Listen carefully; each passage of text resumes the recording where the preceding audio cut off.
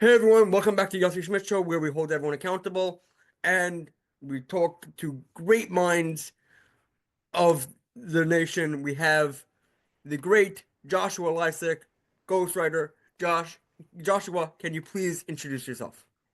Yes, Yossi, thank you for having me on. This is great. I've been seeing you at work here from time to time, giving people the news through a uniquely American perspective, and I quite like that.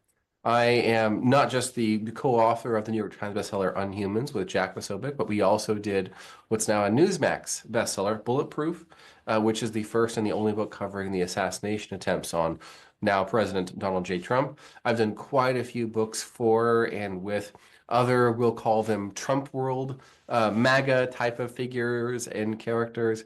A lot of people who follow me beyond my books originally found me through Scott Adams, who I've been working with for a number of years now, the Dilbert creator and a political commentator who was the first public figure back in 2015 to point out that Donald Trump had a great chance to become president. In fact, predicted that he would.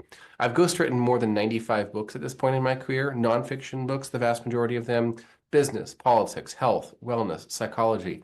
Most of the clients are investors, CEOs, founders of companies, and they want to tell the full story of what it's like to win in their industry. And that means they're going to have to be contrarian. They're going to have controversial takes on a lot of things. And many people are afraid of doing that. And so what I tell them is bad reviews from bad people are good reviews. I love that.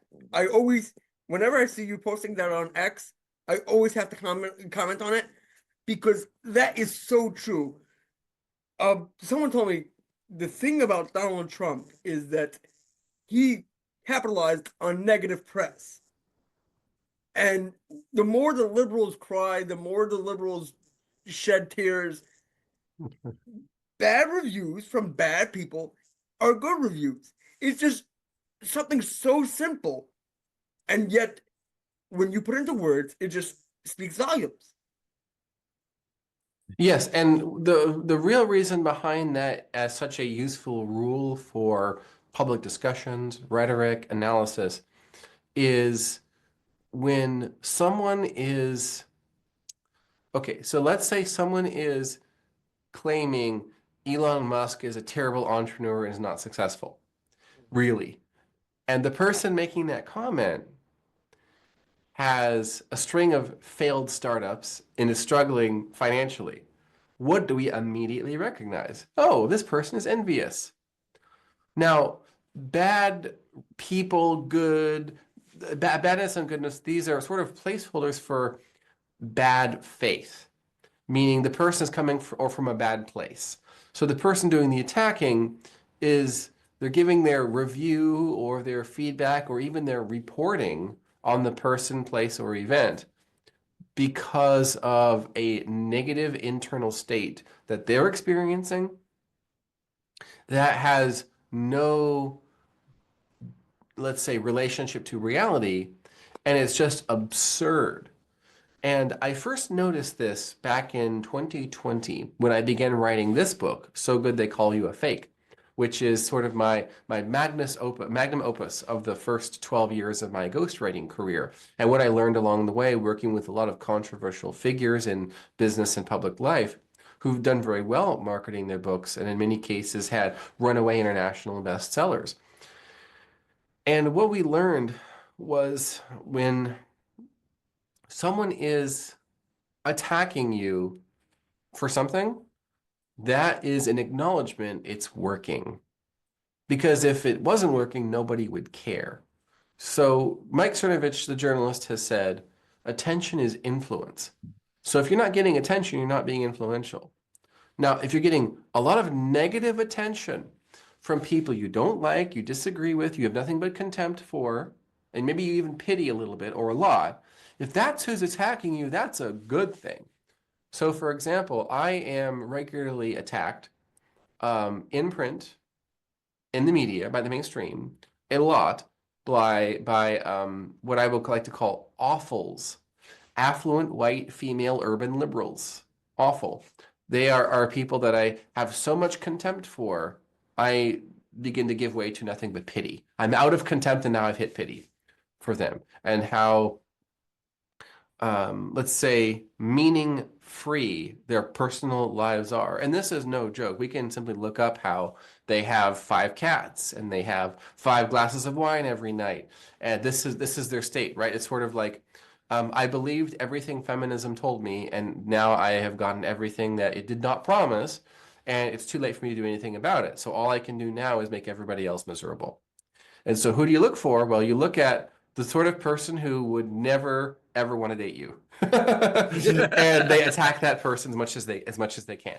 So you notice it's the attractive, successful, wealthy, or at least well-to-do, well-off conservatives who are attacked by deeply unattractive, unsuccessful, and troubled leftists, progressives, and liberals. You generally don't see the other way around. Very, very true. So let's talk a little bit about Unhumans. So you wrote and broke down how communism is actually in today's day and Yes. age. And you simply brought comparisons you brought comparisons from known communism to 2020 to the 2020s, Yes. and how they took down President Trump and they took us down. They took down humanities, the unhuman. So let's talk a little bit about that. Sure, yes. So our hypothesis is that far left-wing movements, they follow the same template over the last 250-ish years or so. They go back further than this, but it is effectively the politics of envy. You have something I want, I don't have a way to get it. That's not fair. I should have it too. And turn that into a socio-political movement and give it power, and you get communism. And it shows up across time, space, place, and race. And it's always driven by someone who is really unhappy with the status quo, and they have envy, and they have a willingness to engage in cruelty to exact their vengeance on the successful. So the French Revolution, people don't understand, was a proto-communist revolution. And then there were actual communist proper revolutions in France in the 19th century, following the death of Emperor Napoleon the First. And then we continue on throughout history in the Unhumans book and show how each revolution followed the same template every single time, the 3 stages of a revolution. And we noted how communism was attempted to be brought into the United States. We understand that the Industrial Revolution brought far greater suffering to Europe and to other parts of the world than it did to America, because we had characters like John Patterson, the entrepreneur John Patterson we share the hometown of Dayton, Ohio, and he revolutionized working conditions in the United States, turn of the century, so that it became commonplace to have meals made for your workers, allow them to have access to sunlight in factories and on the shop floor, to have water, clean water available, to have family days where everyone could get together and the company would sponsor a picnic, and even have air circulation machines so that you had clean air for the workers. This was unheard of in Europe and even in America. And John Patterson was thought to be some great philanthropist, social reformer, and people rolled his eyes until he grew one of the most successful enterprises in American history, the National Cash Register Company.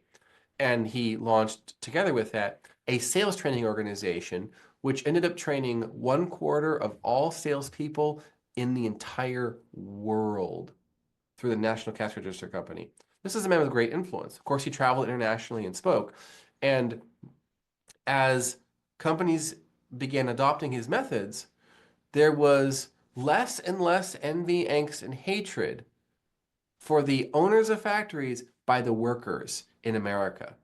Because it's like, well, you can't really make me want to slaughter my boss here on the floor when I'm being taken care of. Okay, it's not great, but the envy and the hatred from the workers up did not exist as it did in other places in the world, like it did in Russia, like it did in Spain, like it did in China, like it did in France, like these other places. And of course, there was also the work of President William McKinley, President Theodore Roosevelt, who were both contemporaries of John Patterson. And obviously, they were far more than just three characters. But we highlight John Patterson in the book as a way to prevent a communist revolution, and note that he, in fact, almost single-handedly did in turn of the century, as Europe was being torn apart by communism, and it was finding fertile ground in the working class, which was forced to live in squalid conditions, which is what Karl Marx and Friedrich Engels themselves wrote about in the Communist Manifesto. It was a reactionary movement to the squalor that the entirety of the working class of Europe was effectively forced to live into as the economy switched from agrarian to industrial, from family farms to families being torn apart. Dad working in a factory, mom working in a different factory, and the kids school. No, no, no. You're either on the street begging for food or you're working in the factory. Different factory from mom and dad, of course. And they lived almost their entire lives separate. Karl Marx described this as alienation, as families being alienated from each other, spouses being alienated from each other, parents and children being alienated from each other, and then being alienated from themselves. And it is a consequence.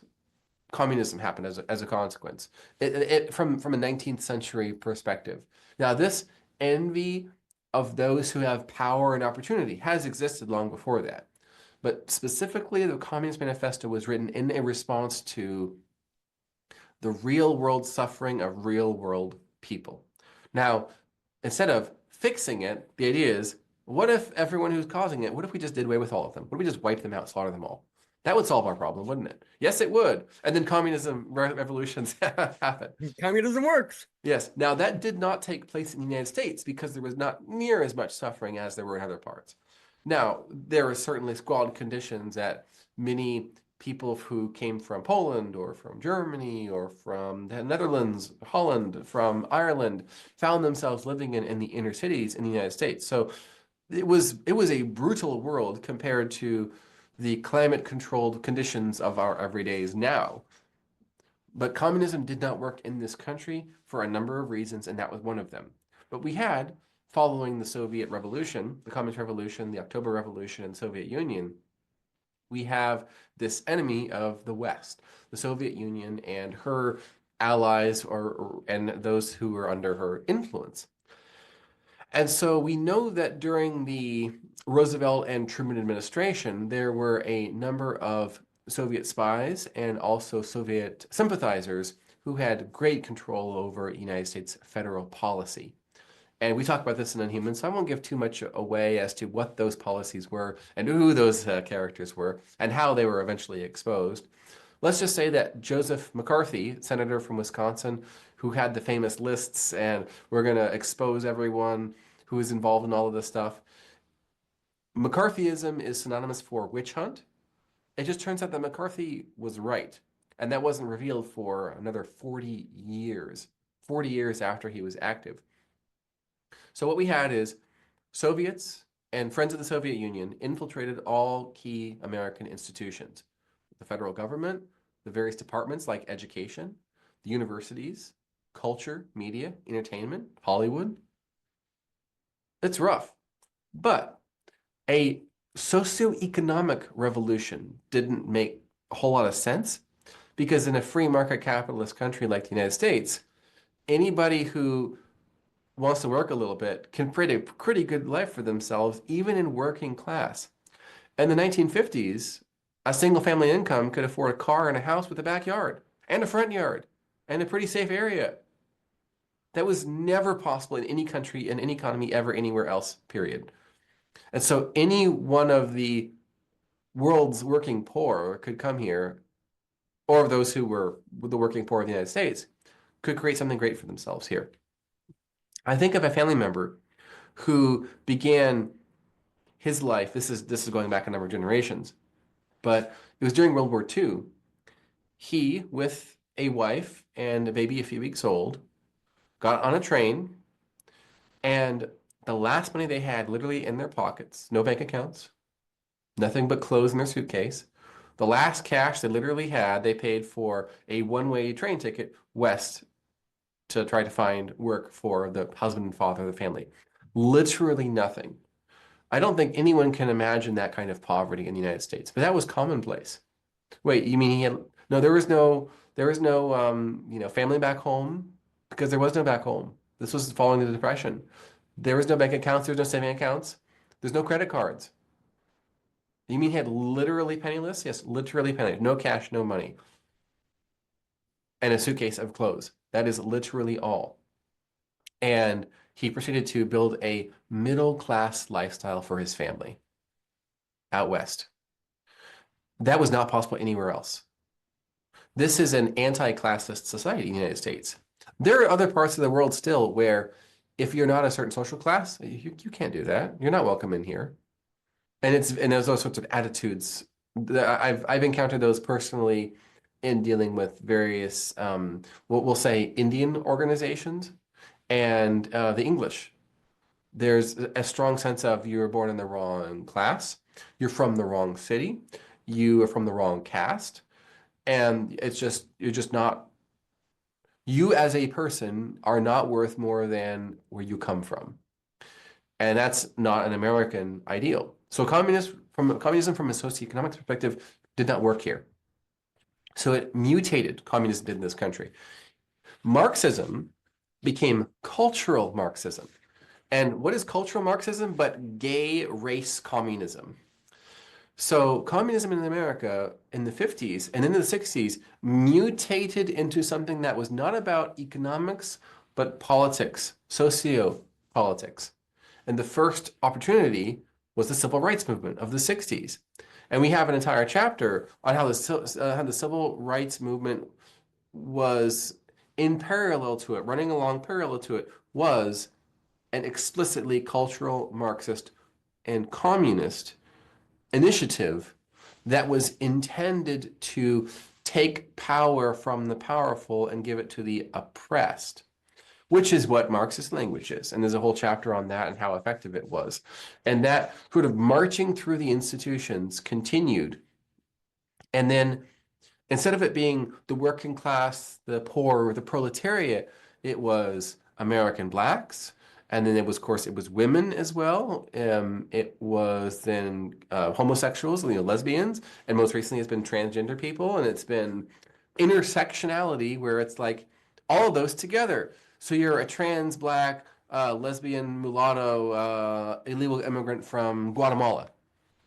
And so illegal immigrants now have that status. So if there is a group that can be positioned as or can be framed as having no power or having less than or being oppressed, or the word you like to use is marginalized, then that is a client group that the left can use in the gay race communist revolution that's currently been taking place. Now, with the election of President Donald J. Trump, there's going to be a great unwalking, or walking back rather, of the cultural communist revolution.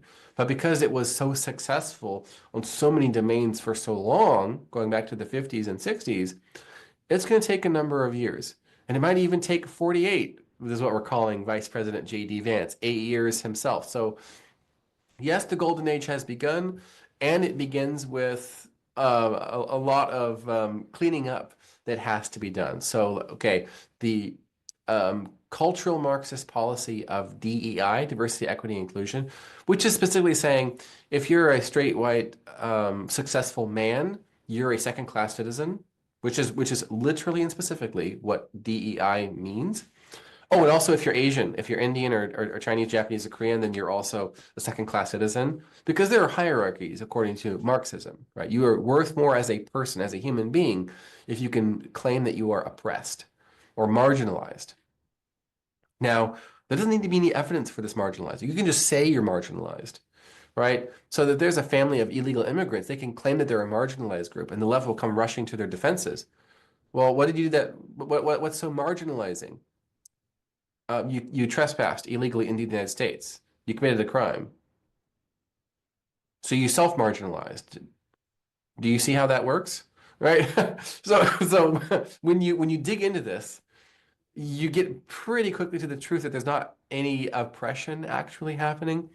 There certainly are still cases of the occasional hate crime, but what we've seen from the past few years is generally, the demand for hate crimes is greater than the supply of hate crimes, which is why we've seen so many hate crime hoaxes, particularly during the Obama administration as and then the first Trump administration. We saw a lot of hoaxes to make Republicans, conservatives, Trump supporters look really, really bad. I think that is the story of the cultural Marxist communist revolution in the United States in a 10-minute nutshell. What I will say is people should really go out and buy Unhumans. It's a book that's necessary to read to know what we're up against and know what we need to do. And it's not like a if you want to read it, no, no, no. It's a must buy. I put out a review of it. It will be in the show notes over here. And the link to the actual book will also be in the show notes. I just want to say thank you so much, Joshua, for coming on the show and giving us the honor and privilege of having you on the show. If you have anything you want to plug and closing comments, Yeah, I have a closing for you, which is, what was your favorite part of the book? the similarities and breaking it down, the just the phases and breaking down what we're up against now in 2025. I don't even know anymore. Yeah. My head is splitting, but it was really, really very good. Um, thank you all. Remember, hold everyone accountable. Make sure to check out the TDFP News Roundup, and it's no longer the TWS News Roundup, it's the Digital Free Press. No relation to the Free Press. Every time I use Grok, it says, so the Free Press. No, the Digital Free Press is something totally different. I actually did an article explaining what we do. It's exclusively on Pickaxe, even though I have yet to review Pickaxe. Check out all my work on thedigitalfreepress.com and on Pickaxe. And we will see each other next time. I hope to be more consistent with podcasts in our 8th year, and you have yet to see what's coming with the Digital Free Press. It will really be off the ground and no more globalist vibes. Hold everyone accountable, and I'll see you next time.